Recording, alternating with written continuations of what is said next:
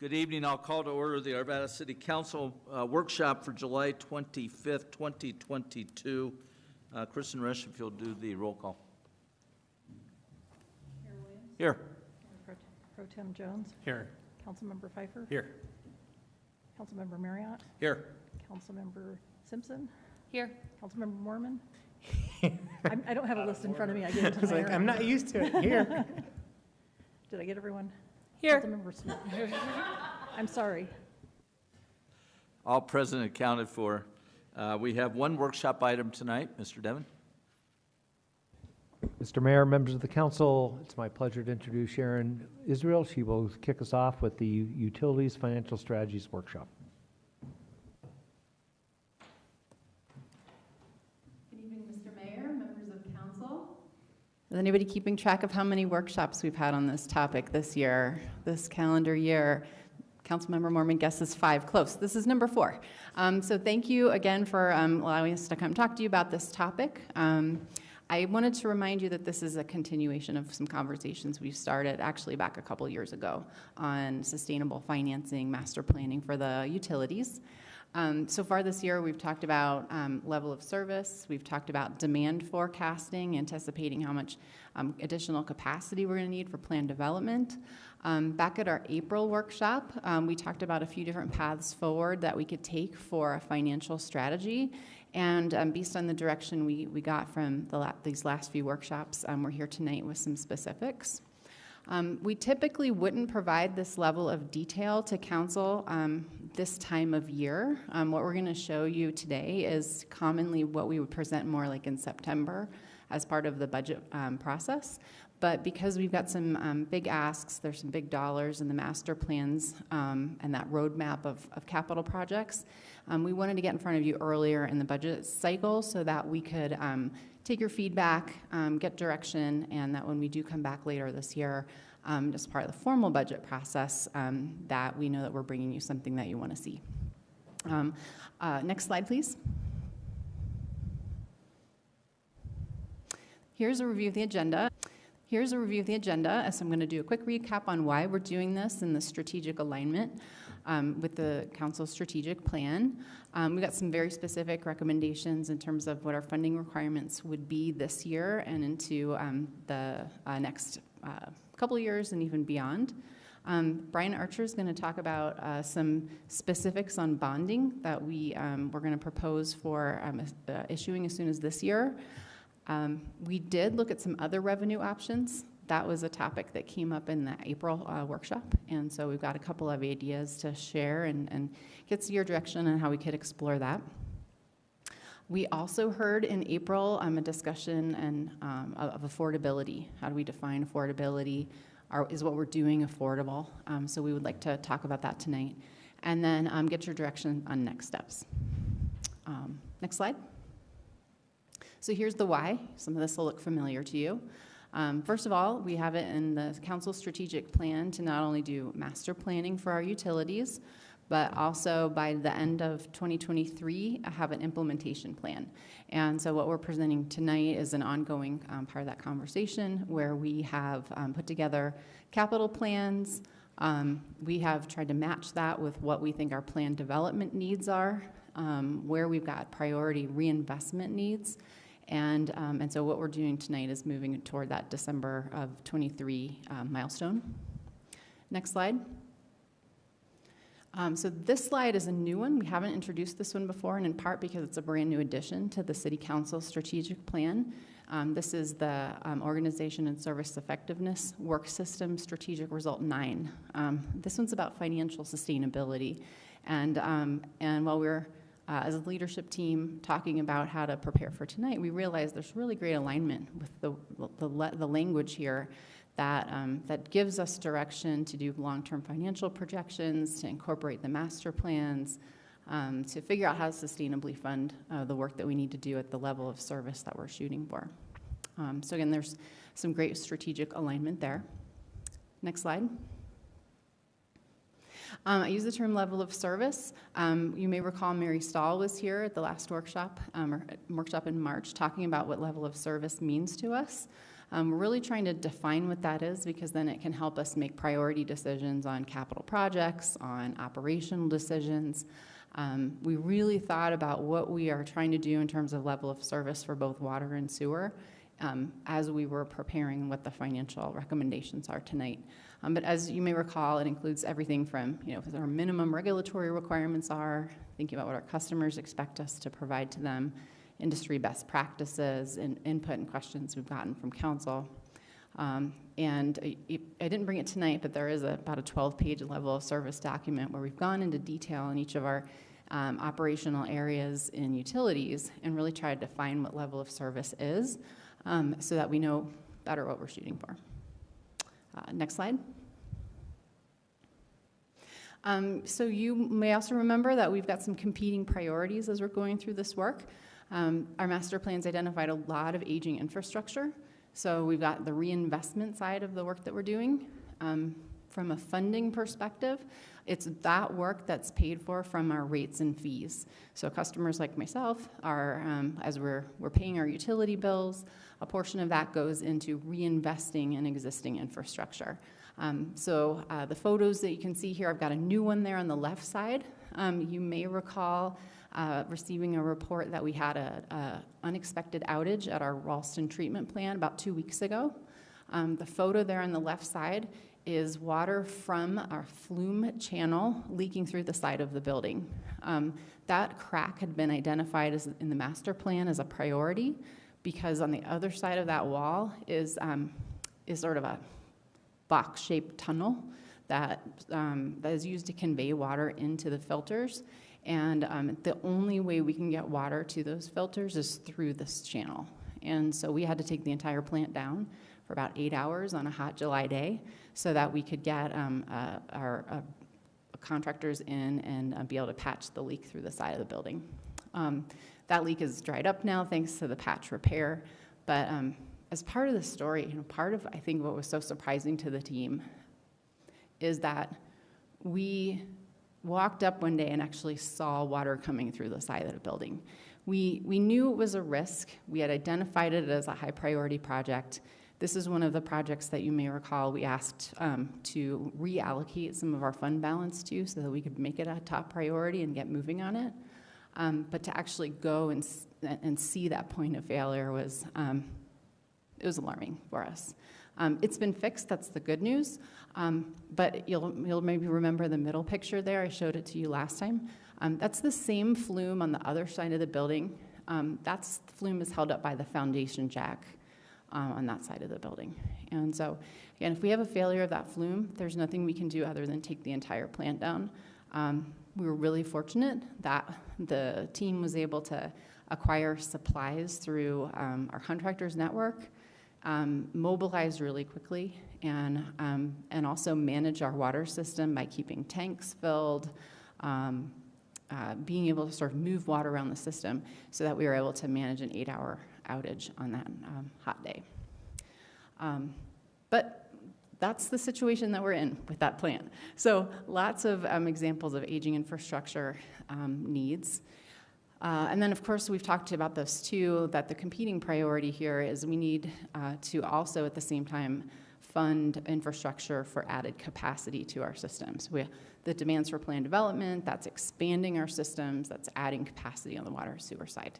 So typically from a funding perspective, and you're going to hear me talk about this a little bit more today, is that is typically funded through system development charges, also known as TAP fees. And the way we're recommending pricing those is that growth pays for itself. And so as folks come into and connect to our city infrastructure, that they're paying the amount that it's going to cost us to build the infrastructure to serve them. So again, back to that funding philosophy, we've got rates and fees that our customers pay for, partly to pay for aging infrastructure. And then we also have the system development charges, or TAP fees, go in helping pay for capacity. I have a question. Yes. So back to the leak that occurred recently at the Ralston facility, you said that it's been a priority to have that repaired, and fixed, and then the leak happened, and now it's been repaired. Is that, to be clear, is that a temporary repair, and we still have a lot more work to do? So it's, even though, I just want to make sure I'm clear on understanding that, correct? Yes, Okay. that's absolutely right. Thank you for clarifying that. So this is actually one of a series of cracks that exist along the exterior wall in the building. That concrete goes back to 1961 when the plant was originally built. So to your point, Councilmember Mormon, it was kind of a very expensive Band-Aid.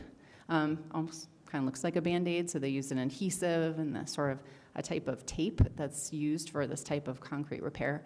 But that was really just intended to be temporary.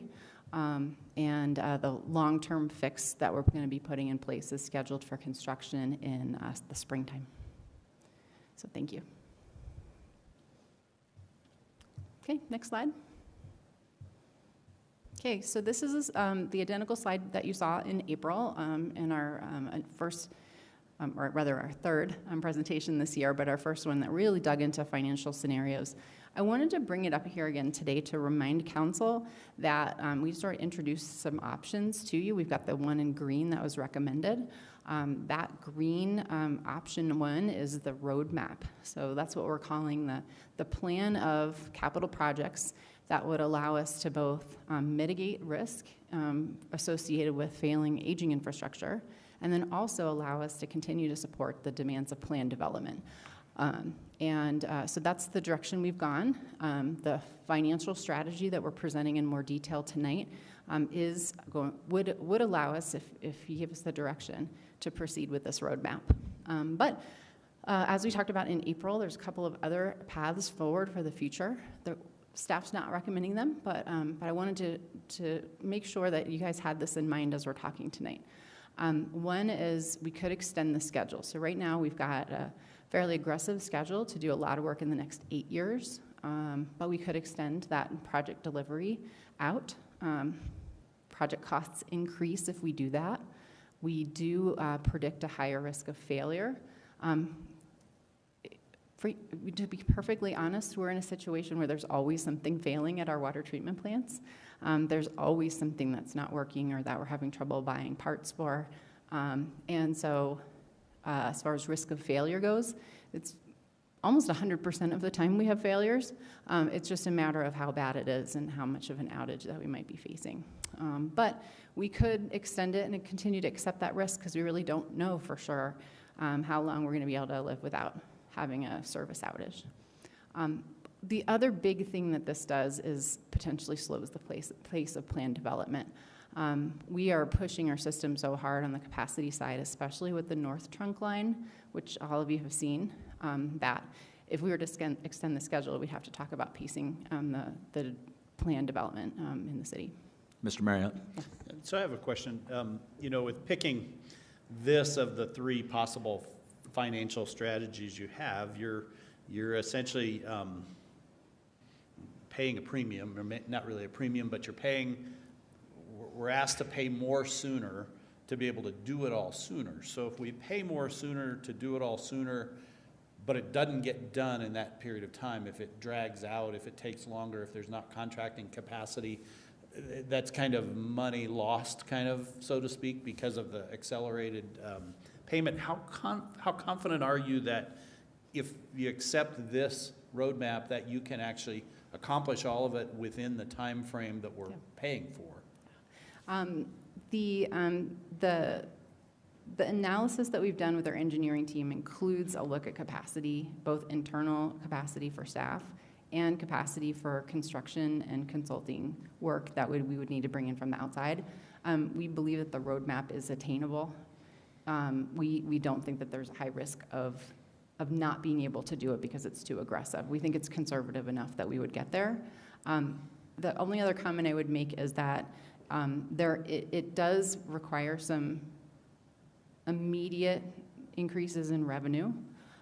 That said, the longer that we would push projects out, there's also cost escalation associated with that. So a lot of our forecasting has shown that it would be more costly in the long run. So it might feel like more painful right now, right? It will. I mean, it would feel more painful earlier. But in the long run, we actually could realize some cost savings by doing things faster. But only if you get it done in that period of time. That's right. If it That's takes right. 10 years instead of 8 years, then, you know, that's probably lost. So we just want to make sure you feel like, yes, we actually can do this plan in this time frame, not that we hope we can do it in this time frame, or we wish we could do it in this time frame, but yes, we actually can do this. We believe it's actionable. I also want to make a comment. Mr. Archer is going to be speaking about our plans to stagger issuing bonds, partly for that reason as well. Because once we issue a bond, as council may be aware, we've got a 3-year time frame. That timer starts ticking. And so we don't think we can deliver all projects in the roadmap in 3 years, but over 8 years, what we see is staggering this out. So there is some of this that's, you know, paying up front, but it also, we are trying to even stagger it over those 8 years. All right, thank you. Yeah, thank you. Mr. Fiver?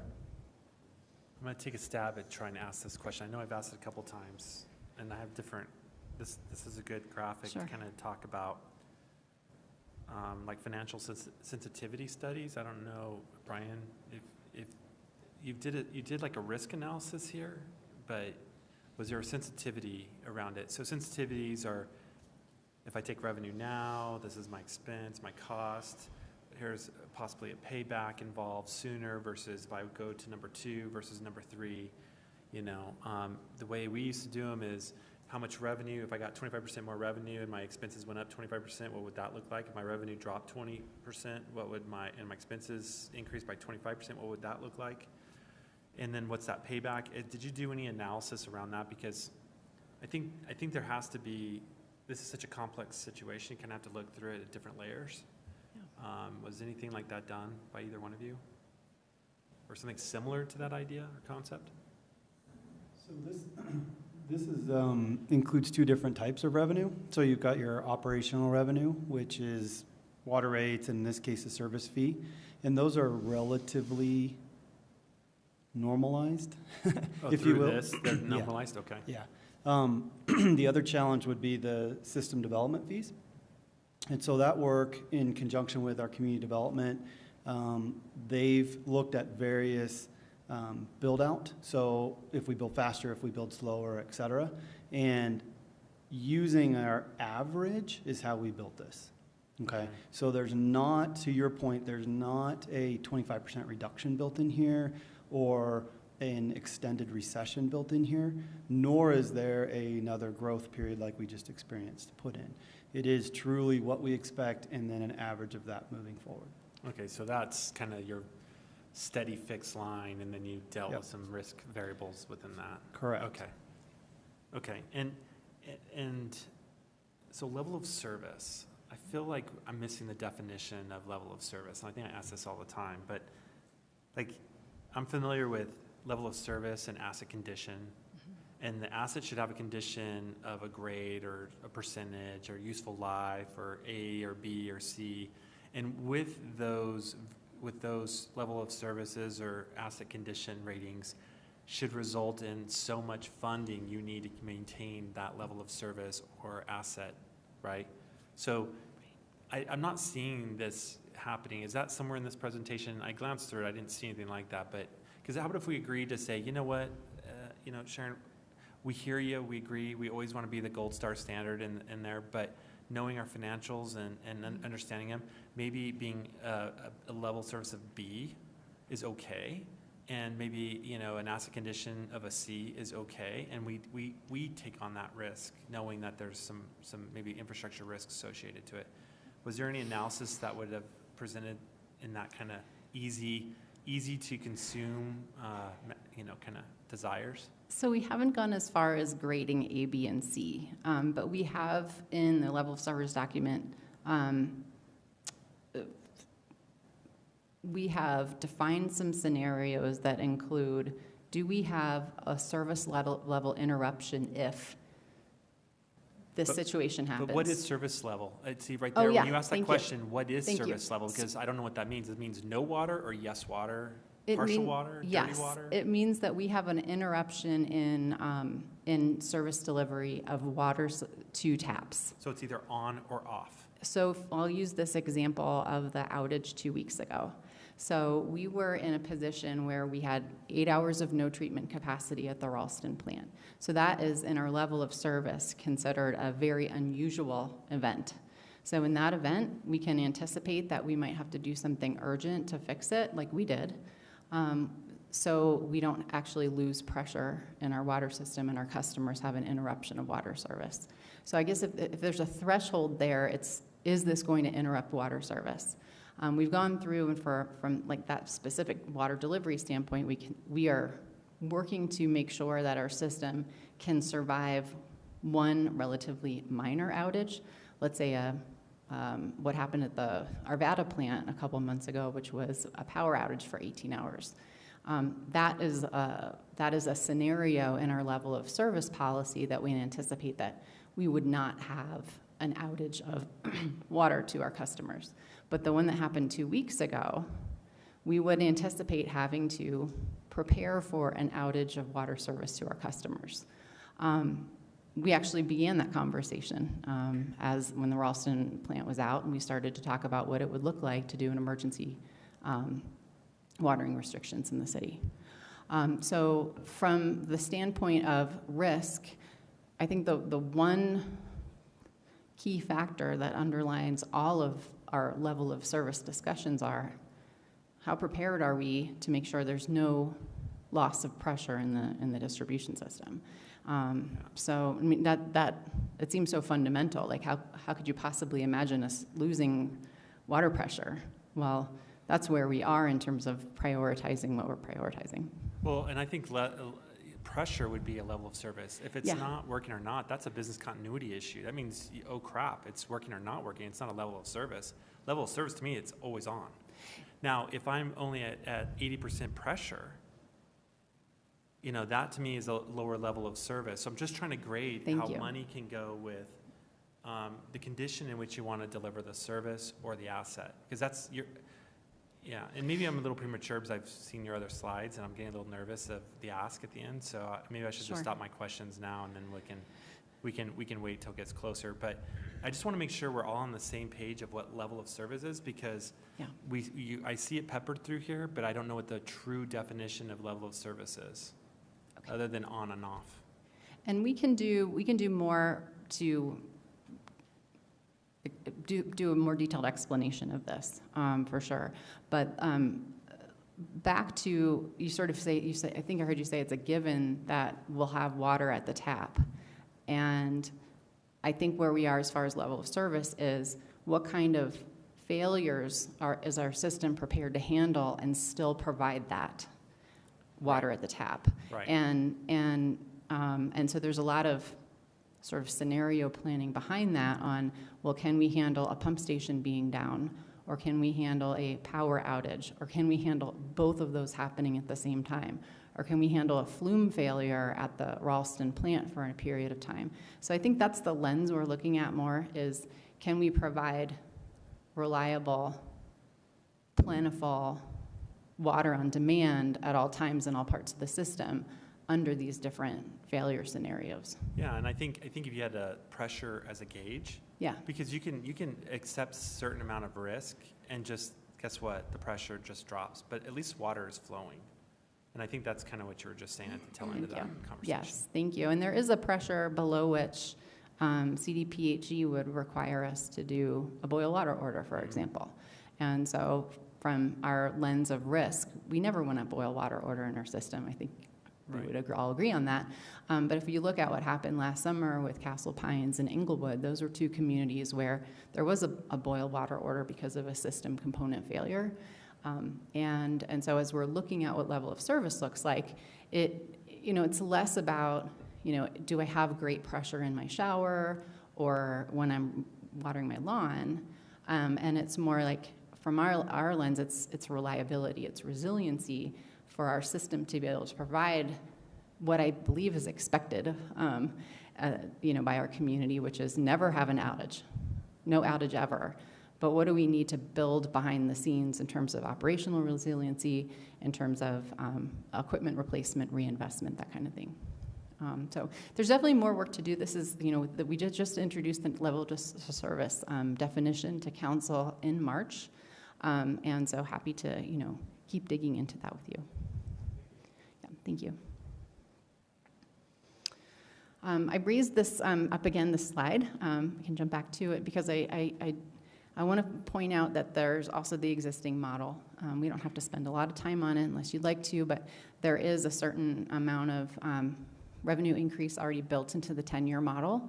But when I say, that, for example, this does not support level of service, what this doesn't allow us to do is be able to implement all of the projects identified in the master plan that help improve resiliency through reinvestment. And it also doesn't allow us to be able to, frankly, afford to build all the infrastructure needed for planned development. So what you're going to see tonight in specific numbers is what it would take to fund the roadmap based on our internal work, our work with the finance team, our work with a third-party financial consultant, and then also with our bond consultants. Next slide. Okay, so we're going to dig into this. Some of this will look familiar format-wise to what you've seen we jumped. Thank you. We typically, again, provide this later in the year. So just jump into what we would forecast as rate and fee increases to meet the revenue requirements for the water fund. So we'll just start with that. And this is the rate side.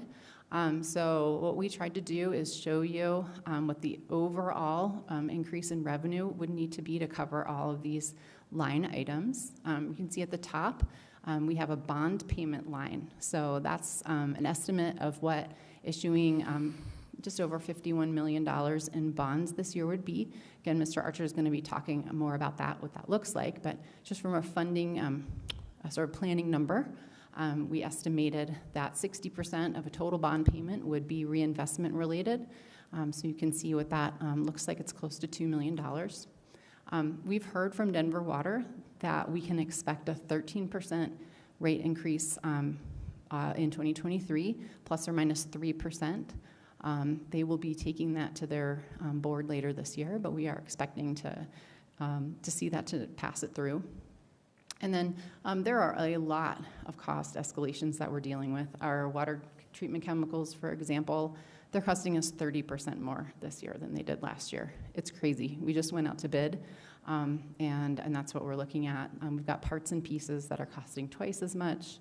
If we can even get a hold of them, our fleet costs across the board are about 10% more than what they were a year ago, and that's a combination of just cost escalations, parts and pieces, and fuel.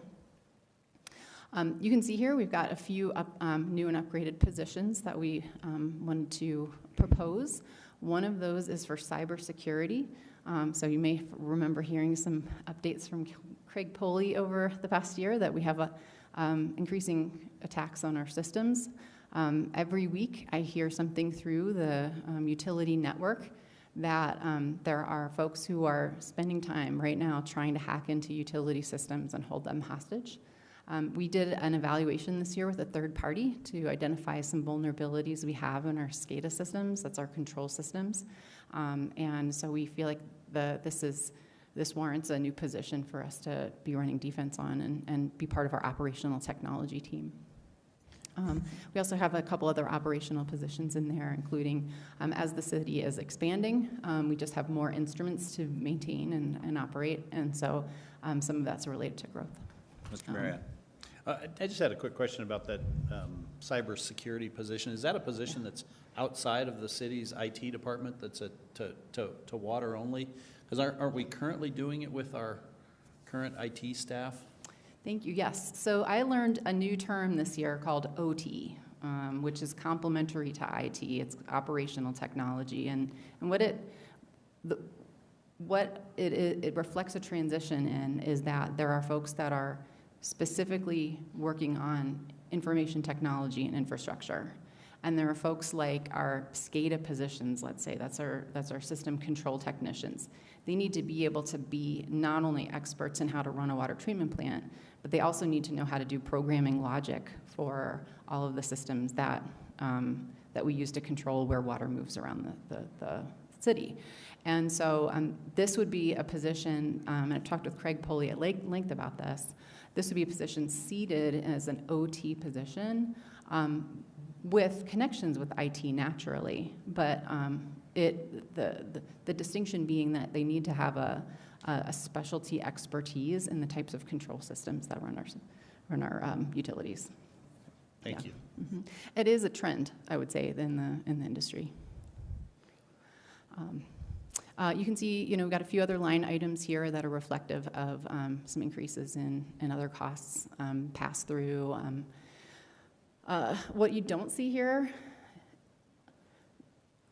besides the bond payment, there is not like big, bright, shiny. The bond payment here is reinvestment. And so everything else is passed through. There's a couple new positions that are addressing some immediate business needs. But I wanted to put this in front of you because this is what we would recommend come the budget season for a combination of a rate and fee increase.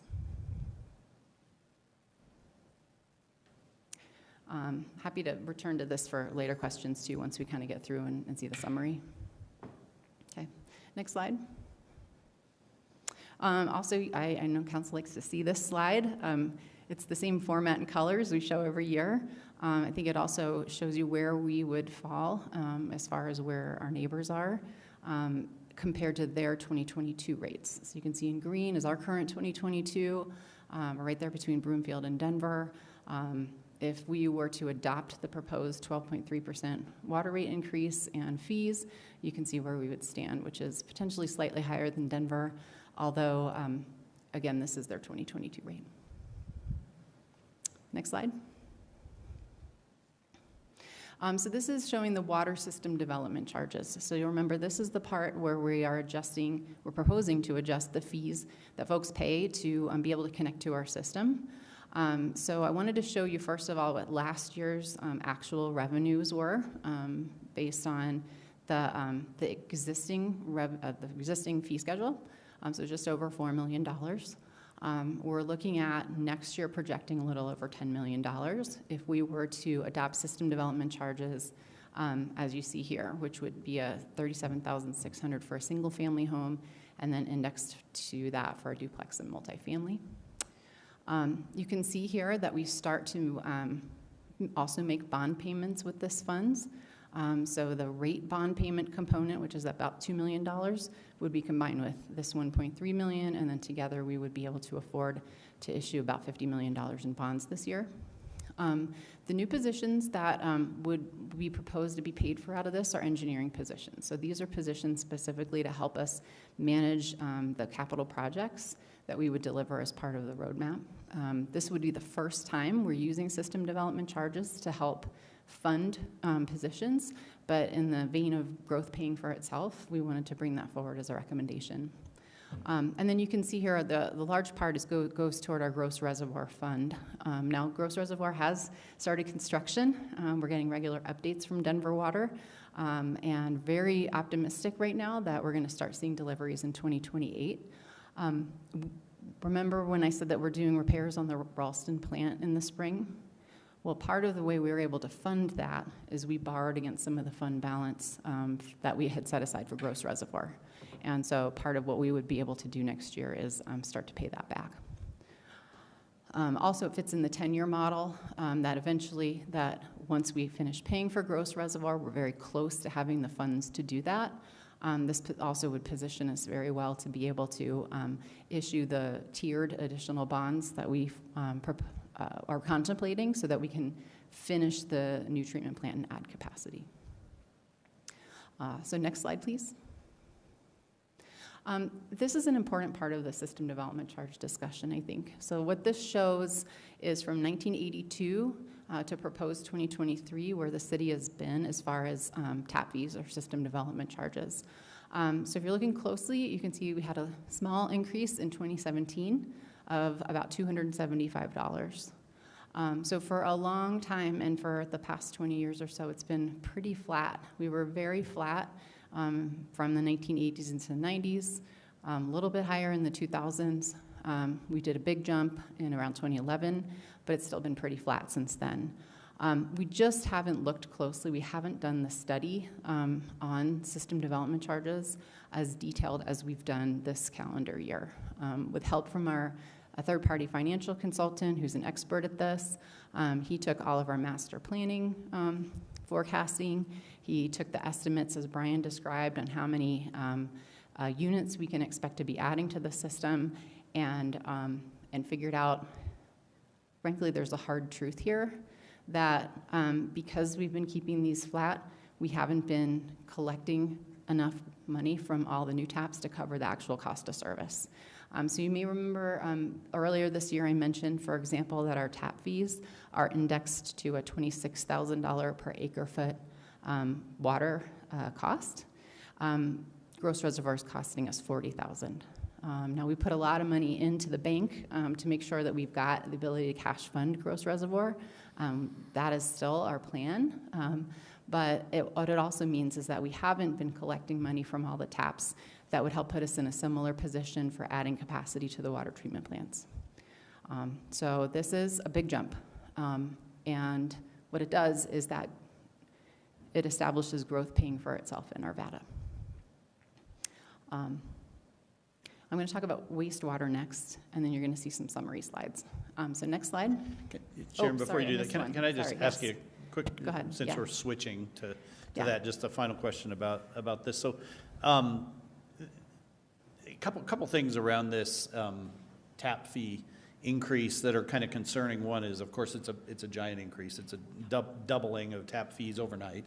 I know there are some situations around Arvada where there are kind of orphaned properties that maybe aren't on our system who, if they knew it was going to cost them double next year if they didn't do it, might want to get on. Do we has there been any thought or discussion about what, if there's any way to, at the minimum at least, reach out to them and give them a chance to do it at the current price rather than finding out next year that it's double? So that's number one. And number two is, you know, we're talking about, when it comes to the water service charges, you know, we have a plan to kind of accelerate the fees to have the payments go as the expenditures go, where this is a big jump all at once rather than a kind of a phasing in of this jump. Did your team look at, rather than doubling this overnight, that, you know, goes up by 25% and then the next year another 25 and then next year another 25, and what the ramifications of that might be, to just be able to give some predictability to the people who are developing housing in Arvada? I mean, we don't make housing cheaper by making it more expensive. So, you know, is there any other strategy available to us besides this? Thank you. So the first question is, we have a communications plan we're developing a communications plan for all of those folks that may be in the category you're talking about, which is undeveloped properties, folks that we really don't want this to be a surprise for anyone, so that when we roll out a higher tap fee, that we have communicated with everyone, including the development community, on what's happening, why it's happening, the timing for that. We did talk with our financial consultant about the potential to start a little bit lower with our increase and then go up over time. Where we're positioned right now as far as fund balance, the need to pay for Gross Reservoir, and the immediate need to make the bond payment. Can you go back a slide, please? Yeah, here it is. This was the driving factor to make the recommendation we're making now, which is to say go ahead and go up to 37. And then their further recommendation is to go up 4% per year so that we could get to where we need to go. So this is already, to some extent, a little bit of a slow increase. It doesn't feel like it, but what we're trying to do is a lot in 8 years. And if we can't do it in 8 years, then we have those other consequences. Right. Mr. Jones? Just a quick question on Gross Reservoir. Sure. And maybe I have forgotten, but it felt like we were on a better trajectory to have that fully funded. And you're saying that because of kind of where we are with tap fees and the amount appropriated towards that from the tap fees is underfunded today? And yes, it's underfunded today, and in part because we did move $10 million. I'm looking at Brian. We moved about $10 million to high priority projects at the treatment plant, like the flume repair. And so that left a little bit of a hole in our gross reservoir fund. Okay. So we're still anticipating payments to be 120 million total between now and 2027. Okay. We just paid a bill for $1.8 million for June's activities. So did I answer your question? Yeah. Okay. Thank All right. you. Thank you. Councilmember Jones, can I add as well that the Gross Reservoir project has gone up since the last time too? So if you remember, our original 10-year modeling for it was in the $80 to $100 million range, and now we're at $120 million. So we've had to find 20 to 40 million through the model. So that's also putting pressure. That makes sense. Thank you. Well, and the original price tag on it was closer to like, what, 56 million? Is that Yeah, right at 60 million, that's right, correct. at 60 million? And thanks to the federal government and the delays in getting approvals, and then our friends in Boulder County who filed lawsuits and delayed it, that's the consequences of other entities causing delays. So Can we send Boulder great. County a bill? good luck with that. Next slide, please. So I made a mistake when I said we're jumping to wastewater, because we're not yet. We are going to talk about a portion of our system development charge, or TAP fees, that goes directly to parks. So next slide. So in 1998, we adopted a $445 charge per single-family home, specifically to support parks and water taps for parks. So philosophically, the enterprise fund charges full price for anybody who comes for a tap, including our parks. And so back in 1998, we established a $445 charge, and working with Anessa Janes and the VCN team, looking at business needs, we also want to recommend tonight that we increase that charge to $1,000. That will allow parks, continue to allow parks a sustainable source of funding for buying tap fees. You can see an example on the slide here that a 4-inch in-city tap fee for an irrigation system, which is a pretty common size, is in excess of $500,000 right now with current tap fees pricing. Tap fees, of course, are going up. And so we wanted to raise this up. We hadn't brought this up before, but as we were looking at the overall strategy, we thought we would introduce it here and make the recommendation that we go up by about $565 per single-family home, again, for the first time since 1998, to continue to provide a sustainable funding source for parks. This is in addition to the park development fee? Yes. Yeah, this is specifically money dedicated so that parks has a source of funding to buy new tap fees, and then also have funding for irrigation systems. Mr. Pfeiffer? Yeah, this is all new to me, so I didn't know. So every new house pays this on top of their normal tap fees. So like this proposed one is what, $39,000. So this would actually be $40,000. Yeah, the proposed is 37. Or 37, excuse me. 37.6. Yeah. And, Thank you. but it's $1,000 more on top of this. That's right. And it would be 445 anyway if we didn't make any change at all. If you look at our tap fee schedule in the code, that's the way it's spelled out. So our proposal here is to bump that up by about $565. So how often does, and I'm trying to think through my own memory banks, how often has the city went and built a park and put its own tap fee in? I think usually developers do that in lieu of their fees, if I remember correctly. Yeah, so we do put our own taps in for park renovations. Long Lake is due for a new tap for our But you irrigation get a credit system. for the existing tap. You Not- should. we Don't we don't- do no. credit? We buy it, so we're buying a new tap for Long Lake, a new one for Lake Arbor. So this is additional cost. We have a CIP project that comes from the water fund that creates a fund for us specifically for irrigation taps. And so it's separate from what the developers are paying into their park development fees and their fees in lieu. But don't these parks already have a tap? And then when you upsize your tap, you should have a credit for your tap. We do, A credit for the original tap. So if you're going from like a 3/4 inch tap to a 2 Yes. inch tap, you should get a credit for the so 3/4 I'm not inch. familiar with exactly what the credit is, and we can come back with more. Yeah, I can speak, for Lake Arbor is a great example, and we can have a long conversation, as long as you like, about the state engineer's office priorities. But right now, one of their priorities is for them to force us to cease using Lake Arbor for irrigation of that park. They are taking the position that we're diverting water out of priority, and so we are no longer allowed, under the state's direction, to use that water. So that's an example of a new tap that does not currently exist, that if we are going to continue to irrigate Lake Arbor, then will need to be purchased. Okay, so that's a good example, but, Yeah. but if we do the 80-20 rule, is 80% of them usually done by the developer and by the developer's fees? I mean, that's kind of what, Yeah. they come in and they do it that way, but now we're putting it on the actual individual houses to do the tap on top of these developers building parks for us? That's been our practice since 1998. With Anessa, there was a business analysis done. We don't have a lot of detailed slides on it here. Happy to come back and do that in a little bit more detail. But this is the first time we've even had the conversation with council, again, since 1998. A little bit more about why it happened in 1998, which I think is very interesting.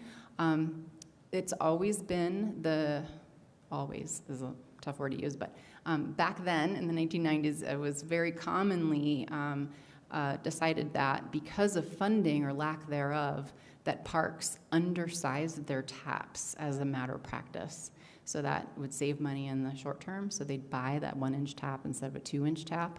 And so this was seen as a means to provide parks a dedicated source of funding that was transparent, so that there was enough money to provide for taps. And at the same time, money that wasn't used for taps could also be used for rehabilitating your irrigation systems and providing for the sort of public good of parks that are owned by the city. So just a little bit of history there. That's why it was established. We haven't looked at it since 1998. We haven't done any kind of escalation for inflation or anything. And so when Anessa and I were talking about the business needs going forward, understanding that there are developer contributions, of course, but looking at overall business needs for the parks, we thought that we would introduce the potential of an increase here too. Happy to come back. Again, this is an early look at what we're going to bring back formally, but wanted to get some thoughts on it here. I would be open to having more conversation around this with our developer fees and everything else, more around parks in general and maybe sustaining it. Yes, it's still a bit separate, but I don't know if I'd be in favor of having that part wrapped into the rest of this until we understand this, because this is the first time I recall ever seeing such a thing. So maybe I don't read my closing documents and notice that it said something in there about the tap being an extra $1,000, but maybe Well, it was probably paid by the builder. well, yeah, but I think they put in there, I think they itemize it when you have a brand new build, not when you have a old. I think they itemize some of these things like that. No, it's just in the price, it's just factored into the price of your Yeah, house. I'd have to go back and look. It's just going to cost each homeowner an extra $550. Well, yeah, I mean, doubling, right? I think it just begs a different question of, I get the enterprise funds and keeping them clean and stuff, we probably need to do that. But every house is paying into a park, and I'd just like to know where does this, I know this money goes to the tap, but then what are they using when they build? Like, I'm thinking, let's just stick with Candelas. There's 4 new parks there. The developers built those, and the Metro District is maintaining those.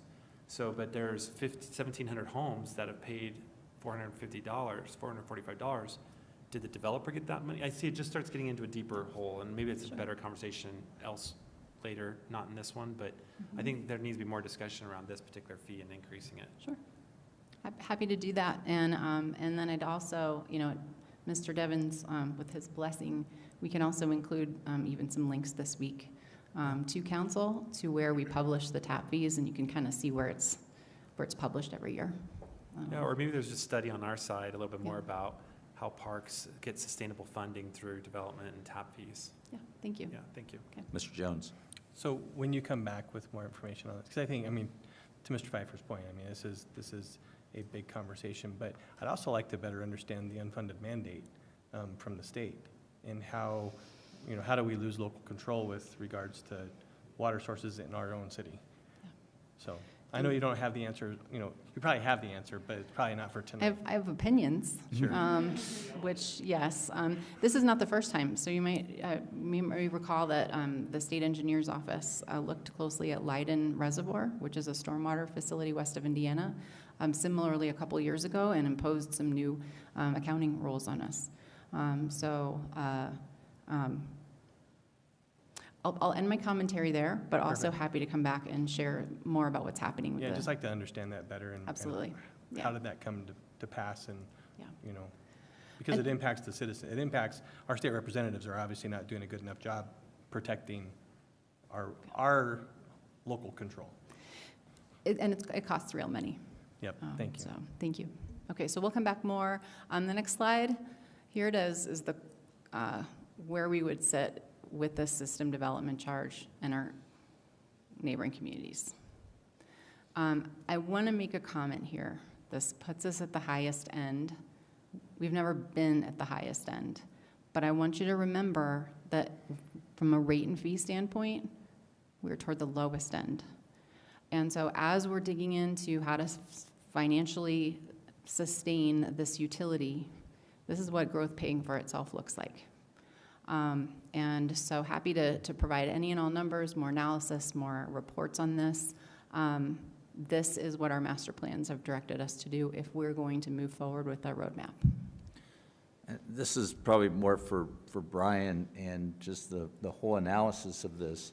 At some point, you know, you've got to, what you're talking about doing here is increasing these fees to be able to provide the funding for the costs that we need to incur to improve the system and enlarge the system. But at some point, does the development community say, oh, guess we're not going to build in Arvada right now? And, I mean, if you can set the fees, but I don't know how elastic or inelastic these fees are. I know it's a cost that's going to be directly passed on to the purchaser of a new home, but has there been any discussion with the Home Builders Association or developers as to if we increase it to this amount, are we still going to be projecting out the build that we've been doing, or have we, in effect, created our own, you know, growth limit by doing this? I think that's a fair question. I don't have any insight into the building community. I don't know if Ryan might. Certainly, if you look at the cost of an average single-family home in Arvada compared to this increase, it's relatively small. I mean, you are talking very large dollars to the individual, but when you put it on a $750,000 home, it doesn't change it very much. Okay. Mr. Fiver.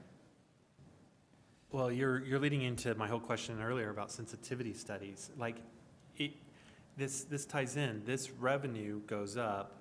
What's my level of service, which I'm not following what it is. I still don't, I think it's too ambiguous for us to really understand what that means. But what is my revenue at this level? It gives me what level of service to reinvest into an asset at a certain useful life. There's a formula here that I think needs to be better described, because I think we as policymakers need to make a decision that we hear you, we don't disagree with you, but we may have hesitation, and we have to accept the fact that we're going to want a lower level of service somewhere in here because we are not comfortable with high rates like this. I mean, in some aspects, it's more than Westminster, and I get a little worried because I believe they got recalled, and some people, like a friend of ours, left his seat over this exact topic. So I just think that we need to understand the sensitivity model. I think that's key. I think council, if they saw one and what it looked like, then you let us help guide a decision of what we feel is acceptable to achieve whatever outcome is on our shoulders. I appreciate the fact that you want to do your roadmap and you want to do it now, and we want to get it going, and we would all, but at some point or another, the mayor's hitting it right on the head on this specific page. We're not going to get 100% of expected build out. Because of this, it could be a barrier of entry, which only 80% of the expected revenue will come in because we've increased the rate so high that we're not going to get our 100% projected revenue targets. So there has to be a factor mixed in here that says, well, knowing that we raise here, we know we're not gonna get 100% of the homes, we're gonna only get 80% because of this cost, it's gonna scare some builders away, so therefore our true revenue is X. And therefore your models change.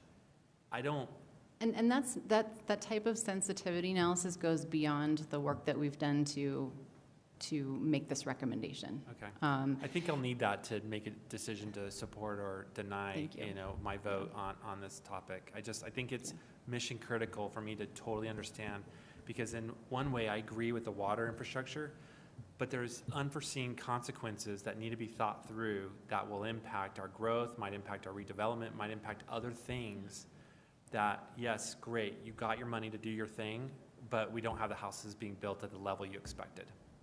Now what? We've committed, and we're only hitting 80% of target of revenues. Just, maybe that's something Brian But can there's a help us with. possibility of slowing development, and I think from the roadmap perspective, kind of going back to that, this direction will allow growth to move forward as fast as it's currently contemplated.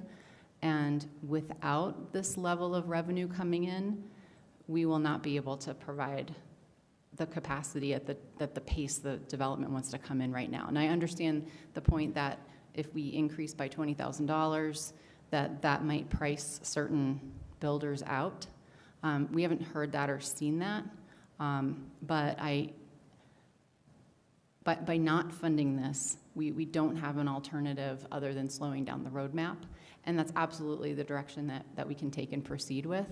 But what that means is that we will be in a position to have to recommend to slow down planned development because we won't have the infrastructure needed to serve it. Well, I think either way it could happen. Yeah, right? either way it could happen, So, I agree, yeah. I just think needs more information specifically around Yeah. that, and maybe show the 4, 5, 6 sensitivities, like revenue's high, build drops, you have a recession possibly on the cusp happening. You got to factor all these in and kind of show what variables happen, desires what outcome. Because, right now, I think we're at a gamble of what is the right answer. We can hear you, but I think we need more thought around those numbers. So, I don't know, Brian, is that something you can maybe help put together, or is that too much? We certainly can put something like that together, but ultimately what we're presenting to you tonight is the middle of the road. So I can calculate a 25% increase, a 25% decline, and present that to council and show how that would either speed up or slow down our ability to do the work. Really what we were trying to do is say, given the middle of the road variable, here's what we can do. Well, would we be able to make our payments even, That's the a other realistic thing. concern, for sure. Yeah, because if we're only getting 80% of your projection because we didn't do the sensitivity around it, then now am I not able to pay the bond payment? Right, So so- I have to dip into general funds then. So if we go back a couple of slides, if you want to talk specifics about where the bond payment is coming from, you'll see that 60% is coming from operations, 40% coming from Right. the possibility of the increased system development fee. And so certainly if development was to slow, that would put that piece at risk. The operational piece would only be put at risk depending on usage. So if people stop using water, we have a 10-year drought, something to that extent. But really, the actual building part would only be on The 40%. this 40%. Yeah. Well, and the development community may come in and say, we want to build as fast as we can, and we're willing to incorporate these costs into but I think we need to get that information. So one thing that I'd just like to add to the conversation, just in my, this is anecdotal, so I'll acknowledge that, but I have been forthcoming to several builders, particularly in the Northwest area, that are on the cusp of wanting to go forward. And the response that I get was that they're aware that Arvada has always been a value. Those are their words, not mine. And so when I tell them that we're coming along and that to expect these increases and not to be surprised because we don't want to surprise anybody down the road, they said, well, that's not surprising. Arvada's always been a value. So we know comparatively that we've been different. I will also talk a little bit about the sensitivity study that you're talking about. It would be easy to do it in a vacuum with only looking at utilities. But when you have a hyperinflation environment where you have labor costs out of control, where you have different types of material that are all over the map, you have interest rates that are increasing, and you have huge supply shortages, you can do a sensitivity study, but the amount of variables that I just listed and the variability within those are so variable that, you know, I don't know how much you're going to trust it anyway. So taking a middle-of-the-road approach of saying, listen, we've gone through recessions, we've gone through peaks and valleys, and the numbers that Ms. Gray and I have used in order to conservatively estimate the number of houses we're using in order to come is taking in, you know, 20 years of data that have gone through all of those ebbs and flows so that we're not going to 2016 where we were absolutely at a peak at Candela's and saying, well, that's the most aggressive we can be, or 2008 where we're saying, you know, that was a really tough year for us. It takes into all those considerations, and we use history in order to to balance things out. And that's the same approach that Brian and others use in order to give us the best data possible in order to make these intelligent decisions. I like your argument. I do. You're right. Those are variables. I would still think there is some builders, and I'm assuming there's a big builder coming in. Hopefully you've talked to them, the one that's doing the 650, 700 homes. If they're the ones doing, and they're thinking, oh, you're always a value, then maybe that's a good litmus test. Well, so that's true, and not to get into the weeds about builders and those types of things, but, you know, the one that's doing 650, I mean, or the drop of the hat, they had a 30% increase in their, you know, material. Well, in their grading plan. Yeah. So we're talking millions of dollars. So there's enough meat on the bone here in the housing profitability area that the market is setting the price, and there's enough area there that they're going to make decisions, and given the supply and all those things, they're doing fine. Okay, yeah.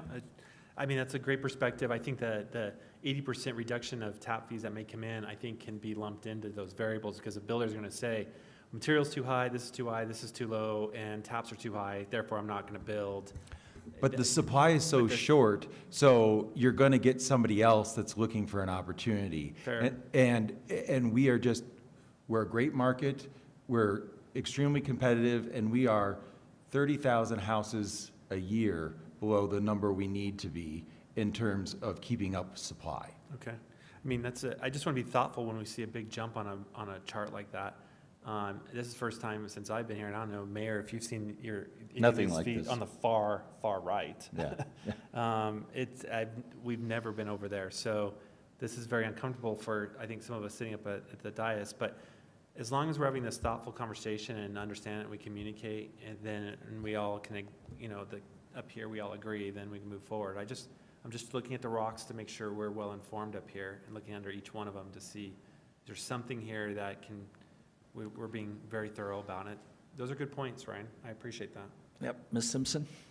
Thank you. I really appreciate the conversation that's having. I hear both sides, and I think both sides have extremely valid points. To Ryan's points, a couple of things Ryan said jumped out at me and made me think about, very anecdotally, something that's happening in my own neighborhood. There's a new build cul-de-sac literally adjacent to my neighborhood, and I've been watching those houses for the 2 years I've lived there. They've gone from $800,000 for a new build to $1.2 to $1.3 million for a new build. Same houses, same floor plans, million, not billion, to be sure. And they're selling, you guys. They are still selling those houses, and it's astounding to me. So I agree, Arvada is of value, probably because we've been priced a little low, but also because people want to live here. This is a highly desirable community, and I tend to, just from anecdotally watching what's happening in my own neighborhood, I tend to think Ryan's point is valid, that the desire is there, the demand is there, and when we're seeing $400,000 price increases in 2 years for the same house, $20,000, when people can afford that price point, $20,000 is not going to be the deal breaker. Ms. Smith? Thanks. Just to build off some of the anecdotes in my regular job, I was doing some research on affordable housing policies. So the concern was, if you required a county or city to have 10% affordable housing, then all the developers are going to leave. And so when I was doing research with Boulder, with Denver, with Longmont, all of those that incorporated it, they did lose some developers, but they still had someone swoop in and build on it. So even if you do lose a few of those, there's going to be more in there, and that's just based off of the evidence from other counties that we're seeing. So I don't think that it's a concern that we're going to have such a drop-off that it would lose so much, just on my background. So Great. that's all. Good. Okay, next slide. Oh, you're keeping track. Thank you. Okay, so now we're done with the water piece. We're going to jump to sewer. It's going to follow the same model. We are proposing a 9.8% rate increase, along with a $2 bi-monthly service fee increase. And you can see here from the line items where this would be proposed to go. The bond payment here is primarily for the North Trunk line. It's the component of the North Trunk line that's reinvestment. That's replacing line that's been in the ground over 60 years. Also some other funds for the Central Ralston Trunk line. So you can see that's a large percentage of the overall ask. We are expecting Metro wastewater to increase their rates that are just passed through for us at 5% this year. And then we've got, we don't have new positions here, but we've got some upgraded positions that we're looking at and some other cost increases to pass through.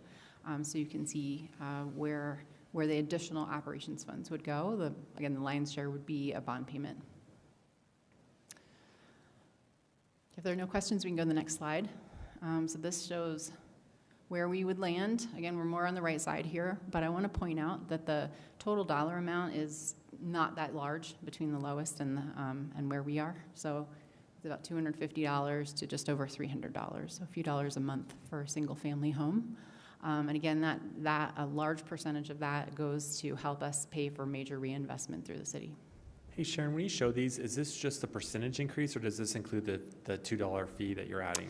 It includes the $2 fee. So it's $2 and the percentage That's right. increase? That's Okay, thank you. overall. That's right. Well, the way we do this is we model what a typical single-family home would use in terms of water each month over the course of the year, and then we calculate what their annual bill would be, including the fees. Next slide. This is the system development charge slide, so it kind of mirrors what we talked about with the water side. Large percentage increase. We have not increased tap fees for sewer since 2011. We're only about $579 more per single family home than we were in the 1990s. So this is an area where, again, we just haven't over the years studied what the actual needs are to add capacity to the system. And you'll remember from the North Trunk Line tour, what we have is a massive piece of infrastructure that's through a very congested, developed area from Candelas all the way down to 52nd and Tennyson. And so that's going to be a very costly expense to be able to upsize it. If we didn't have to upsize it, then we could probably do something cheaper for reinvestment.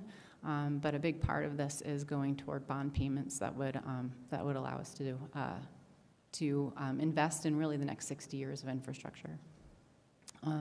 You can see here too that we're putting some immediate cash into the North Trunk Line project this year. Understanding that this is the first of 2 bond payments. Again, Brian's going to talk about where we're thinking we're going to do tiers. So we would not have to readjust tap fees again after we do the second bond payment, or at least if we did, it would be marginal. A quick question on tap fees. On commercial, is it the same kind of connection on commercial property? No, we typically, the commercial tap fees are such a relatively small part of our revenue source that we don't usually bring them to our larger calculations, but do they go up too in this conversation? Up too, yeah. Because I was just doing simple math on here. If you did $2 million divided by, say there were 100% single homes of 10,400, you're talking about 197 homes a year being built for 30 years. Do we have the ability to grow that much with our urban growth boundaries? Okay, all right. And it's also, Finance I guy think, said yes. Yes, thank you. This has been well vetted with Ryan, Chris Gray. A lot of these are going to be duplexes and multifamilies too. I also want to point out that Metro also has a pass-through tap fee, so every single family home that gets built in Arvada, they get charged $5,000. Well, they will next year get charged just over $5,000 for the Metro tap fee. So when we charge a tap fee for our folks, again, this year for a single-family home, and it has been like this for years, $1,579 is all Arvada gets to build capacity in our collection system. Okay, next slide. So here's where we would land. We have not raised tap fees in a long time. So if you go back to the 1990s, our tap fees were $1,000. We actually lowered tap fees from 1994 to 1995. So we were about $1,500 in 1994, down to $1,000 in 1995. I'm not sure exactly. I didn't do the history research on that, why they were lowered. But remember, we're at $1,579 now. So we're $79 more per single family home that we're bringing in than we did in 1994. This is work we just hadn't looked closely at. And I think because we did the master plan work and we really were diligent about figuring out where we needed to add capacity to get to build out, it became painfully obvious that we hadn't been charging enough to create a fund balance that would allow us to have more funds to do things like upsize the North Trunk Line, which is an $80 million project. Next slide. We would be at the top end on the sewer tap fee as well. These numbers do include the $5,000, more or less $5,000 additional Metro tap fee for those communities that are tied to Metro. Some of these communities have their own wastewater plants, so they wouldn't have necessarily a Metro tap fee. This is what catching up looks like. And I would invite any more conversations similar like we did for the water side, but they're established for very similar reasons. So next slide. Okay, so this is where we're going to show you some summaries overall. So it's kind of putting everything together on the rates and fees and then also on the system development charges. So next slide, please. So this is where our combined water, sewer, storm rates are. I didn't talk about storm today. In the 10-year model, we are forecast to add 2% to the stormwater rate. So that is part of this calculation here, and that would be part of what we bring more formally. Since that's nominal, we didn't spend a lot of time on it tonight, but this does reflect what the water, sewer rates and fees would increase in that blue bar. And I want to share a number with you so you don't have to do the math. So what this looks like is for a typical single-family home, it would cost $9.53 more a month. $9.53 more a month would allow us to make the bond payments we proposed. It would allow us to pay for the pass-through costs from Denver and Metro, and it would allow us to make to some extent coverage what we can, what we're expecting in terms of increased supply costs. Say that again, it was how much? $9.53 a month. But is that the percentage with the fees? You're adding the fees? That's right, with the fees. The fees add another $3, the fees are $3 a month of that, and the rest is $6.53. Combined? Because you had one is $4 and one was $2, so that's $6. Those are bi-monthly. Bi-monthly? Yeah. Oh, so this is per, this is where we're, yeah, we shouldn't do this. I calculated it bi-monthly too. Let's just stick with one calculation, either monthly or bi-monthly, but let's not jog back and forth. I think that confuses us. So what this means is that the average resident in Arvada will pay about $75 a month for water and sewer and stormwater, right? If the total's about 900. That's right, yes. Okay. And the bi-month, that's an additional, on a bi-monthly basis, $19 every 2 months. Okay. I want to put this in context. You know, I did hear the comment that this has been a major point of contention for other communities. It's made the news. We all know that. But also, I want to point out that there are some communities that have adopted incremental increases where it just hasn't been in the headlines. One that really jumps out at me, as we were looking at some comparables here, in Denver, your fixed monthly fee is $17.20. So that's before you even buy any water, $17.20. Ours is going to, with this proposal, is less than $7. So, you start to dig into how we charge our customers. We have very low fixed fees right now compared to our neighbors. We have very generous tiers, which is another area where some of our other communities have really gotten a lot of pushback from the community.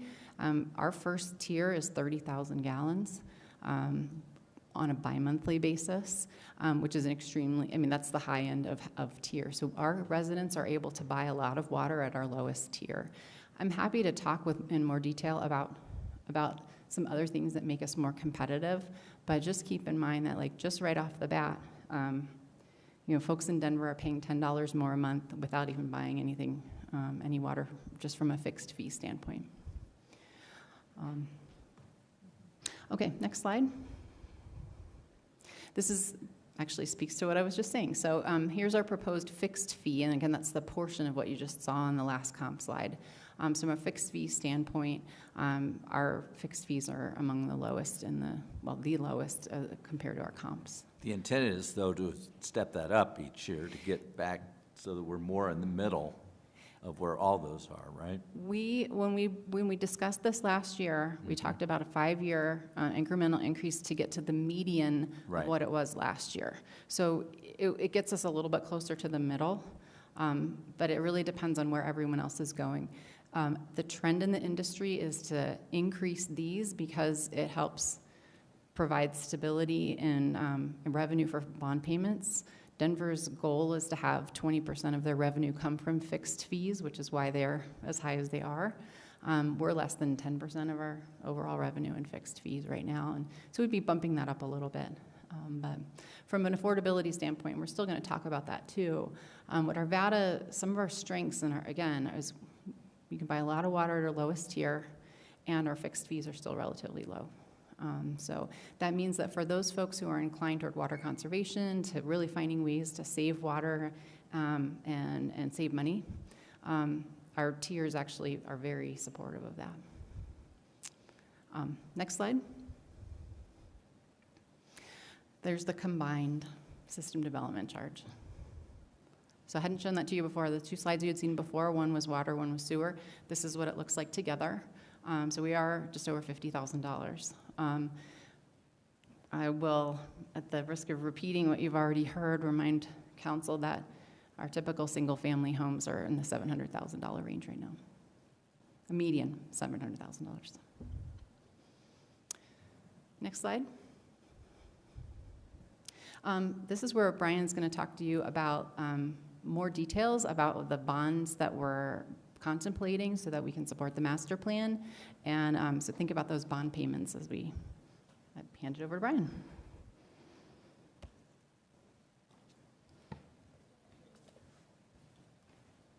She's not done.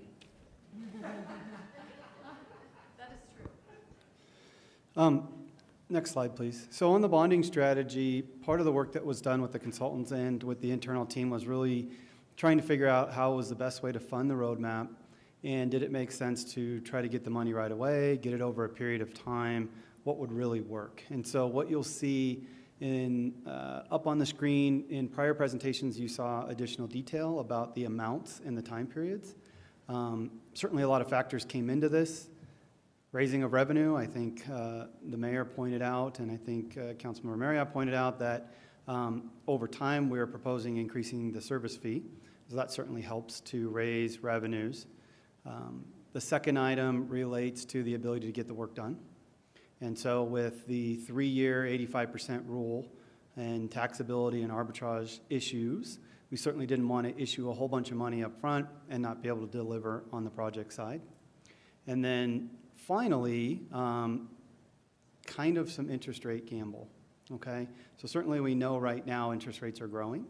And so we're going to see probably a 75 basis point increase this week, and what that will look like in the next few years. And so realizing that we're into the teeth of a growth model right now, we want to delay what we can to future periods, assuming at some point that will level off, and then we'll be able to issue at a lower rate. So what you'll see up there is a proposed between $50 and $60 million issue this fall, more like this winter. both in the water side and the sewer side, okay? The assumptions that are built into that are between a 3.7 and a 4.7% interest rate. If we were to go today, we feel like we get a 3.7%. Knowing that we won't be able to do this till the earliest this fall, it's probably going to look more like around a 4.7%. We modeled 5, again, being conservative. And so the numbers that you saw, the approximately 3.2 million in water and similar in wastewater are based upon that 5% rate. It is a 30-year bond. So many times we come to council, we ask for a 20-year bond. This one is a 30, so a little bit longer, but this infrastructure lasts significantly longer. Sharon has pointed out in many of her presentations, the treatment facility was built in the 60s. The trunk lines were built through the 60s and 70s and a little bit in the 80s, okay? So we're replacing infrastructure that is anywhere from let's say 40 to 60 years old. We did a little bit of research and went back in the history of Arvada and took a look about how a lot of this was paid for. We issued debt. We issued debt in the 60s. We issued debt in the 70s. We issued debt in the 80s. We did it again in the 90s. We haven't issued debt since. Okay, we've been able to cash finance a lot of items. These items are too large to be able to do that, and that's why we're proposing this kind of a roadmap.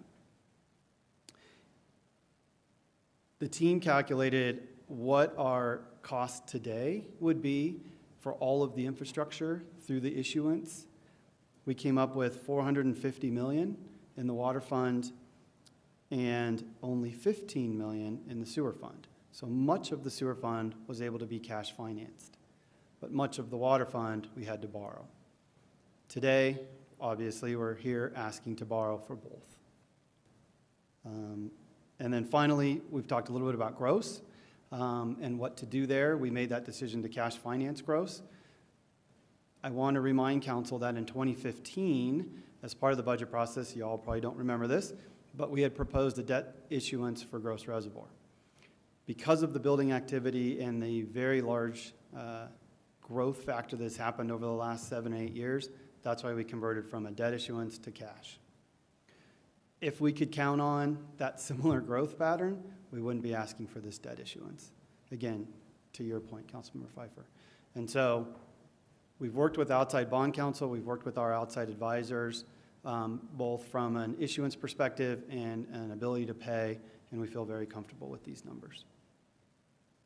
So any more specifics on the bonds that you'd like to talk about? Mr. Jones. And this is, this doesn't have to go to a vote. This is, we can issue these bonds. I'll punt to our legal expert on this, but it has to be voted on by council, but it's to the best of my knowledge, and in confirming with outside bond counsel, it does not require a vote of our citizens. Because it's an enterprise. Okay. Because it's an enterprise fund. Because it's an enterprise fund. Okay, thank you. I don't see any other questions. We're all in shock up here, so. We've beat you down. Maybe Brian beat you down. It didn't come from me. Okay, next slide, please. I hope. Okay, so I mentioned this in the intro. So we looked at other revenue options. This came up in April, and I think in other previous conversations. Is there other sources of money that we can look toward that would help offset some of these increases? So next slide. The first one here isn't exactly a revenue option, but it is a way to control costs potentially, and that is to look at state or federal loan programs instead of bonds. So we are, thanks to our engineering team, on the eligibility list, is what it's called, for state revolving loan funds. That's money that comes in from the federal government, and it capitalizes loan program that comes through CDPHE for water and wastewater facilities. So we are looking at whether that is, what do they say, the juice is worth the squeeze when it comes to meeting some of those additional requirements. But that could be a way for us to bring our interest rates down and get more favorable terms for our debt. In this first round of bond issue, in the interest of timing, we would still like to move forward in 2022 with the water and sewer bond issues that we had contemplated and that are reflected in the bond payments we talked about tonight. But because there are some additional funding needs in the upcoming years, this may be a way for us to save a significant amount of money. We have some assets that we may be able to lease, including some water rights. So our team's looking right now at what that might look like and what the market value of a short-term lease of water rights might look like.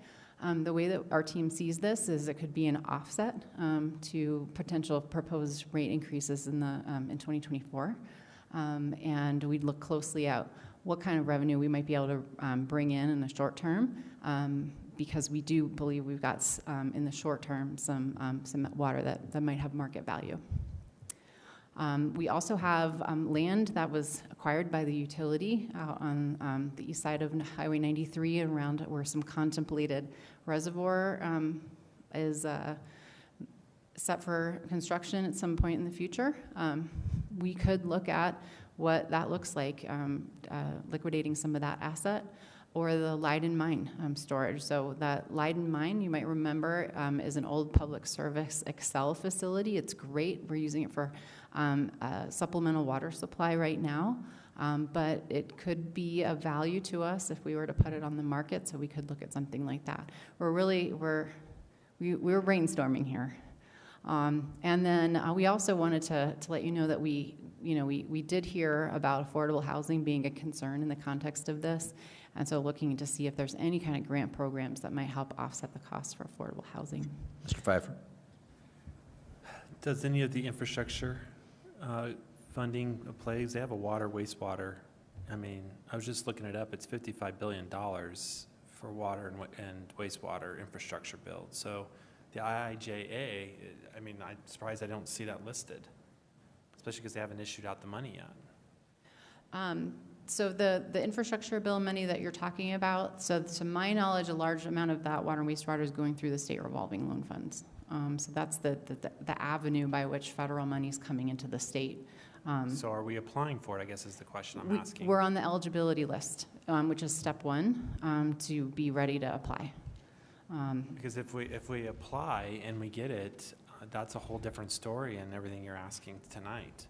So or even if we get half of it. So from a grant funding standpoint, we of course we want to look at that.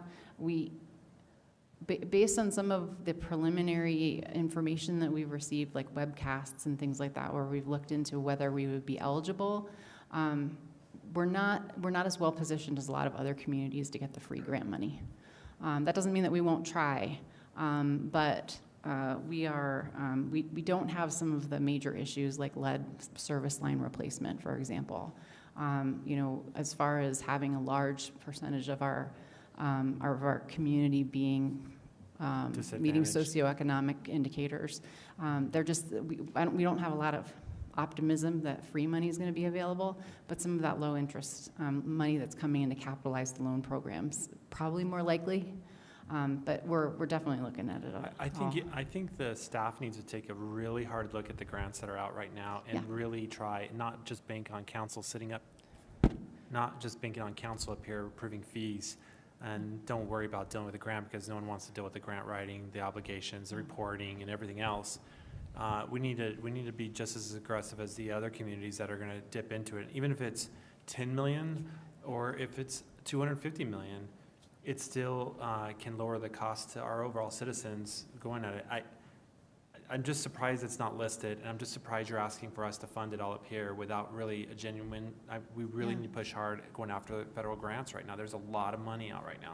So, Councilmember Pfeiffer, I can assure you that we will look at the grants. I do want to caution the council, and I've put this before in our weekly updates. A federal grant will federalize the project, which can add as much as 40 or 50% to the capital project. So I just want to make sure that we understand that there's a risk with winning those grants as much as there is a risk with not winning those grants. And so I think part of what we want to do tonight is provide for you what is what we see at the current time. But if we find an ability, and the revolving loan fund, I think, is a good way to do that. If we find the ability to get a grant, believe me, it's not about not wanting to write the grant application. It's about understanding what all the costs are associated with the grant and making sure that that compares favorably to what we're already proposing now. Yeah, I don't see us winning very many grants ever, and that's why I'm starting to get worried that, I mean, we're riding the backs of our citizens to fund ourselves, and that's fine. But when you have billions and billions and billions and billions of dollars going out for infrastructure, I don't know why we can't be aggressive. I'm concerned that we're just banking on us approving the fees and don't worry about $55 billion that are specifically earmarked for this area for around wastewater and water. You know, in hindsight, the top line should be loan and grant programs. Okay. Yeah, in hindsight, I agree. And those channels by which the money is going to come in is what we're tracking. But we hear you loud and clear that, you know, if there's free money out there, we're going to try and find it and make ourselves eligible for it. But the line is still true that there is no free lunch when it comes to getting dollars from the federal government. So, Mr. Marriott. Yeah, I think you guys have had the discussion. Thanks for this discussion. But my own personal and my observation after being up here for quite a long time is that if there is free money available, and I'm sure we try to get that, that's probably worth it. But I can't imagine that a federal, state, or federal loan program, that the interest rate is a big enough difference on that to make it worth the meddling that you get from the state or from the feds. And every experience I've seen where we've ended up with federal grants into projects, we've paid an incredibly amount more for the project. In the end, I don't know that we've ever come out to the positive on that. So I'd just be really careful about it. It's enticing sometimes, I think, and if it's free, fine, but man, I'd be really careful of that, because what we're looking for is predictability here, and those have not been very predictable. Ms. Smith? Earlier, we were talking about ARPA funds and some of them not being restricted, but I don't see it on here. Is there a reason that it's not a revenue option being discussed? We could look at the unallocated ARPA funds, which amount to about 1.2 million. Okay. That seems like a reasonable line item to look into. Thank you. And we could have a bake sale, too. We did try to get creative on what we could turn into money.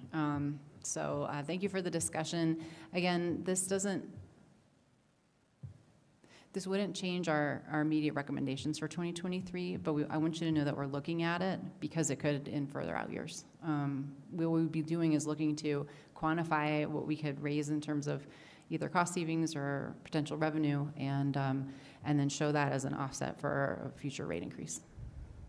Mr. Pfeiffer. Could we get a list of the grants that you submit for and so forth? Just you bet. I think it's good to know, because I mean, yeah, you know, there's a lot of grants, and are you applying or not? And you are obligating us as a city to those grants, and I agree. I'm going to be honest with all of you. I deal with grants, but it's not as horrifying on a lot of those grants as you're all painting, even though I'm probably one of the most advocates at the state level that don't get grants. But within there, I didn't hear about the loan program, so I'll dig more into it since I've worked for the state. But the money that I've been getting out of there is only a 30% match. So I don't know what this loan revolving program on IIJA is specifically to wastewater, but on streets and highways, that's not the case. So I don't know why one would be different than the other, but let's really be thoughtful, because you're banking on this, and I don't want you to let up off the pedal to try to find something else to say, well, hey, yeah, we might pay a little extra, but I don't have to create these rates as high as they are right now, and it might work out better. So if we can just get a list of which ones you're submitting on and what it is and what the match is, and maybe the obligation on the city, then maybe just every 6 months, maybe a report that just shows it. Yeah, that'd be great. Thanks. Thank you. Okay, we're going to go talk about affordability next. So next slide. And go ahead and hop to the next slide, please. So we're going to defining affordability. So we're working on a definition of that. This will be included in the workshop that we bring during budget season. We're looking at best practices, some benchmarks that are already used. I was just talking with Denver Water's finance director last week, percentage of AMI. Another interesting metric that's being used in the industry is the number of hours worked at the local minimum wage to pay for utilities. So we've done some preliminary, very preliminary work about whether we meet those benchmarks, but we really think that's an important part of this, and we want to bring that back to you. Also, of course, we always do a comparison with other communities, just a relative affordability standpoint, so we'll continue to do that. We have some assistance programs, and I wanted to share a little bit to kind of give you an idea about where we are with demand and usage of those. One of the, actually, I think I've got a slide on it. Is that, no, I don't. Okay, I'll keep talking about it. Thanks, I'm looking at Chris, she helped.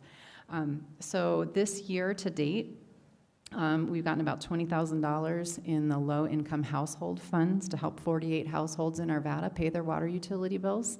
So not, tons of zeros, but still that's 48 households that we were able to leverage the new federal funds coming in. It's similar to the energy assistance programs. Help them, for a lot of them, it helped them catch up on being in arrears. We currently have 72 households that are under a no interest payment plan with us. So for those folks who are experiencing a hardship or have a problem paying a bill for a little bit of time, we do work with them and try to set up a payment plan that's going to work for their household. And then this year we've had just three hardship credits, and that's where we do a $100 hardship credit for a household that might be experiencing something more urgent in nature. So what you're not seeing is that there are thousands of households in Arvada that are taking advantage of these, but our team works really hard to identify folks when they call in, when they contact us, and we do try to connect them with those assistance programs that are available. And if that's of interest to council, we can provide more data on that on a regular basis. And then... Sorry, just a question. Yes. Mm-hmm. When you mentioned some of these, you said $20,000, 448 families.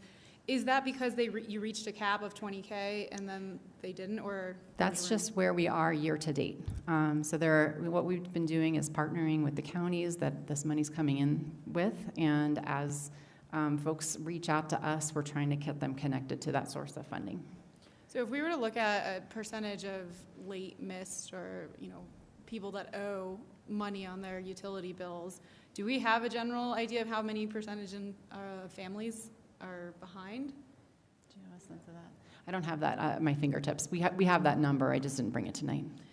One of my thoughts is if we do this change, how great of an increase we see, because someone that is a dual income doing well in their salaries, $20 every 2 months is nothing, but it's astronomical for those on fixed income. Right. So thank you. Just don't know that. Thank you. Yeah. I mean, we I'm sure we have those metrics. I don't have them tonight, but in the context of defining affordability, that's a great suggestion of something else we can look at. We talked about affordability in the context of system development charges in April too, so I wanted to talk about that as well. So next slide. Mr. Marriott? Oh yeah. Oh, I did have one. Actually, go ahead and finish this subject, and I've got Okay, a thank you. question I afterwards. did have a slide Sorry. on this. I've forgotten. So there you go. I just basically told you what those were. Next slide. Okay, and this is an exercise just to show you, this is maybe a bit of a sensitivity analysis, a rudimentary one, but we did hear last time, well, what does this do as far as making homes less affordable if we were to set a market rate, if you will, for all single-family homes paying the same. What we haven't done is set up different categories of single-family homes. We treat them all the same, whether they have 2 bathrooms or 10. And we could follow the model that is used by some other communities and set a cutoff. It's typically by bathrooms, kind of as an indicator for how large a home is. So let's say 3 or fewer bathrooms is a small house, 4 or more bathrooms is a larger house. We just ran some math to show, hey, if we had 2 different categories of homes, and the homes being built in Arvada tend to be larger right now as far as the single-family homes. It just gives you an idea that, hey, if we lowered a $38,600 tap fee for a small home, what it would do to large homes. So didn't want to go into a whole lot of detail on this. I just wanted to show you that from an order of magnitude standpoint, if we were going to decrease the tap fee for a smaller home, it doesn't do a whole lot in terms of impacting the larger homes. We do have a risk here, and if council were to give us direction to do more of this, we probably would need to go back to our financial advisor and do a much more sophisticated analysis. This is a topic that has been the subject of legal action of developers against water providers like us if we don't have a very defensible means of showing how we're setting our tap fees.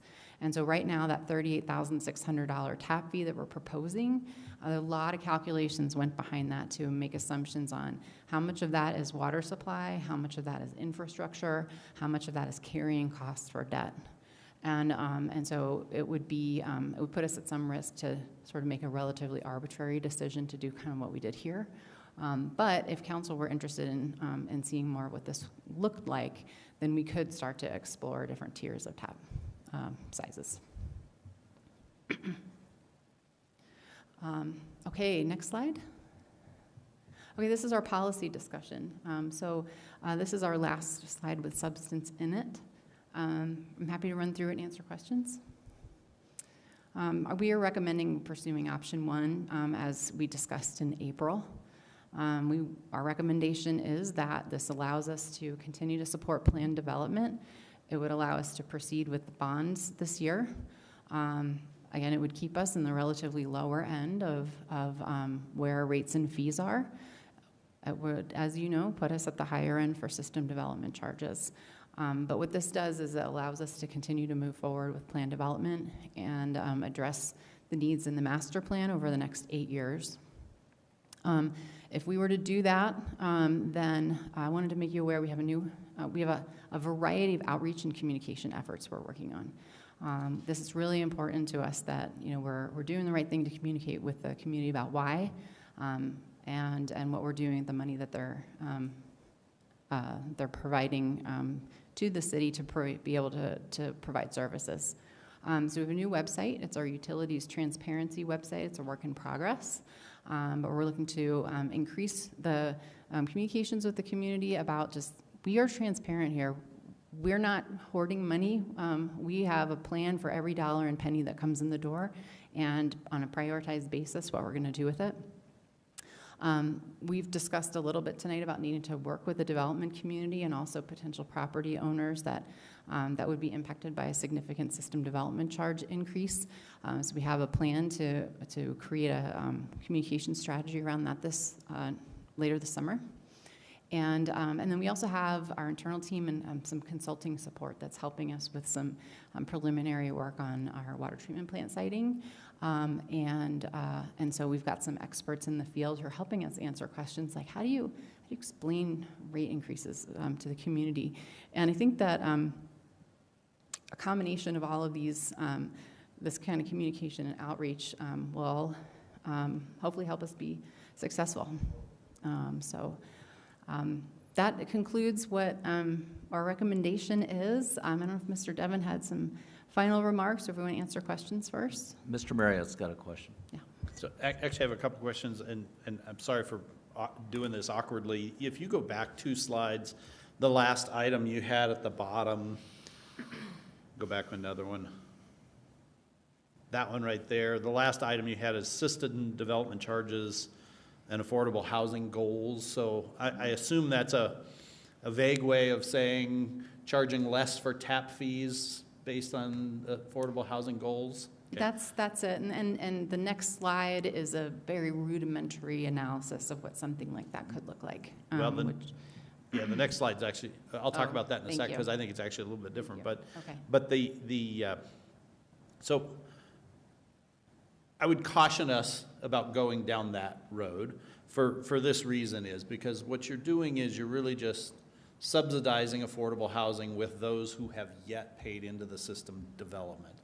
And obviously the majority of our community has been developed, so they wouldn't be providing any of that subsidy. It would be only then the newest people to our community would be singularly providing that particular subsidy. And, you know, obviously we need to subsidize housing for some people, but doing it on the backs of this way, to me, seems like one of the more inequitable ways that we could do this. So I'd be very cautious about us going down that road. I think that's not a good way of doing it. So go ahead and move forward one more slide. And the next slide, I think, talks about, you know, should there be a different system development charge based on the size of the house or anything like that. And I think these are good examples about how it doesn't make a lot of difference. But the one place I would encourage us to look into maybe a little deeper is, I've heard that, you know, when developers have attempted to propose tiny house developments, or, you know, something that's an alternative to the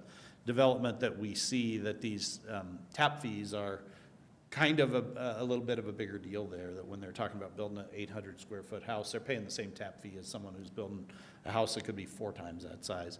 And, you know, we already charge people who are building townhomes, I think, a lower per unit tap fee. And I don't know if we have any way of building into our plan kind of flexibility for tiny homes to be considered under the townhome rate, even though they're not attached, you know. And we, of course, have in some of our developments these days very skinny, very tall homes that are very close together, you know, that are not very large too. As a, you know, you feel for the developers who are trying to meet the needs of the market, dodge the unresolved construction defect issues, and then, of course, trying to meet certain affordability levels or market segments, and whether we have any policy to be crafted there that changes maybe as simply as something that they get considered kind of a townhome type of a rate, or whether there's a way of rating those people where they're developed differently, where they have one water tap that services multiple ones like an apartment would be, and they can pay on that basis, maybe achieving a slightly lower per unit cost. But I think there's probably some options there, maybe a few things to look at in a little more detail there. So that's on that subject. And then if you go forward then to your last slide, I don't disagree with this option one, with the roadmap of what you've laid out here in dealing with these infrastructure issues, except to say my comment would be it seems really ambitious, and that there's a financial consequence to not being able to meet the time schedules there that seem really, really ambitious. And so I would want us to, if we're going to proceed down this way, I would just want your team to redouble their efforts to make sure we actually can do this, that the risks are all really well thought about and documented, whether there are risks, our own internal capacity, but some of it's out of your hand. It's the capacity of contractors who might actually do this work and that type of thing. So I'd be, to proceed with this, I just would want us to make sure we're cautious and make sure if we're gonna propose to do it and do it on this schedule, that we actually can do it on this schedule. And if there's a more conservative approach, that's maybe a slightly longer schedule, that we reshuffle, we relook at the financial piece too, that we don't just say, hey, we're gonna have this financial plan, but we might be a little ambitious on the timeline, so we'll stretch the timeline. I think part of the expense of this is the expense of doing it quickly. And so that if we're gonna, as we go, if we're gonna consider different timelines, we ought to at least take into account the financial impact of that too. So that's all I've got. Thank you. Mr. Pfeiffer? And just like we did with streets, also the capacity of people handling the amount of construction, because I'm assuming this is in the middle of roads and hopefully not newly paved roads, but yeah, exactly. See, I worry about that. So coordination with the roads that we just paved and fixed. I think you have to be very cautious about, wait, I just got this road reconstructed, Ralston Road, and then 2 years later you're coming back through, not that this is probably the case, but you're coming back through and you're tearing it back up.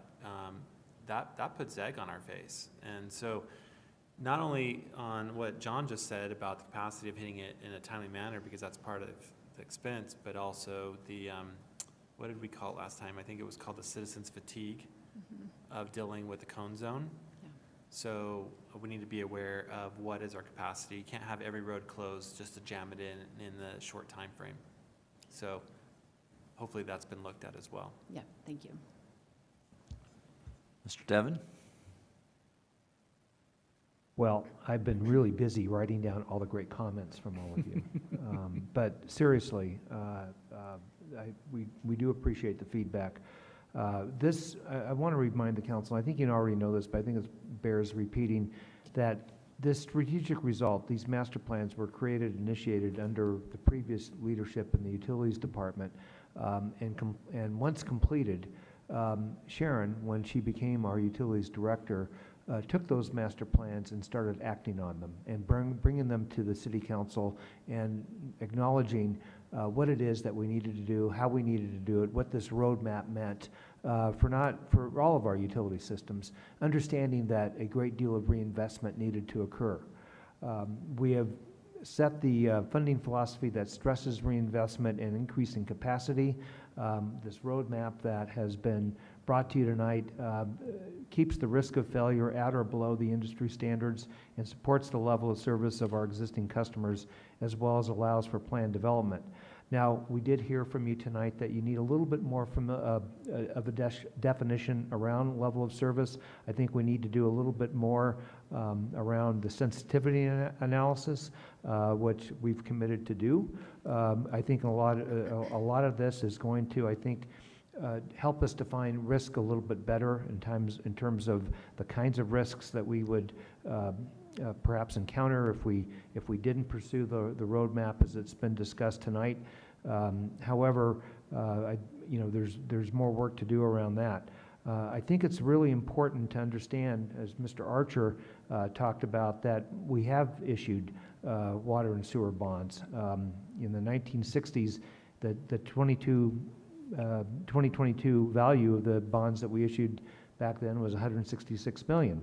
1970s, $75 million. 1980s, $146 million as examples. So this is not necessarily a new thing that we've done. It's just not a recent action that we've taken because we've been able to, because of the way we manage our water enterprise and our sewer enterprise, we've been able to handle these kinds of things with cash financing, which is in line with your budget and fiscal policy, in line with also how we maintain high fund balances and are able to withstand some of the challenges that come along.